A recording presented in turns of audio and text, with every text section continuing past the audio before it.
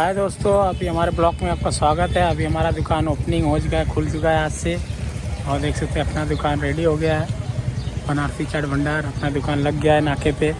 जिन जिन customer को खाना है अपने दुकान पे आ जाए, अपना दुकान लग गया है। कस्टमर लोग को मैं बताना चाहता हूँ कि अपना दुकान रेडी हो गया, लग गया है आज से। कस्टमर लोग को खाना है तो आज ये भाई यहाँ पे अपना चाट तैयार हो गया है। देख सकते हैं चाट हो गया है, नूडल्स इधर है, पानी पूरी का मसाला और ये पानी है। और ये देख सकते हैं अपना नाका है फनसपाड़ा में। ये अपना देख सकते हैं नाके पे दुकान लग गया है। और बारिश का समय है, थोड़ा रोड बहुत गड़बड़ है यहाँ का। देख सकते हैं अपना दुकान रेडी हो गया आज से। चलो दोस्त, जिनको खाना है हमारे दुकान पे आ सकते हैं। आज से दुकान चालू हो गया है और जिसको खाना है हमारे दुकान पे आ जाए।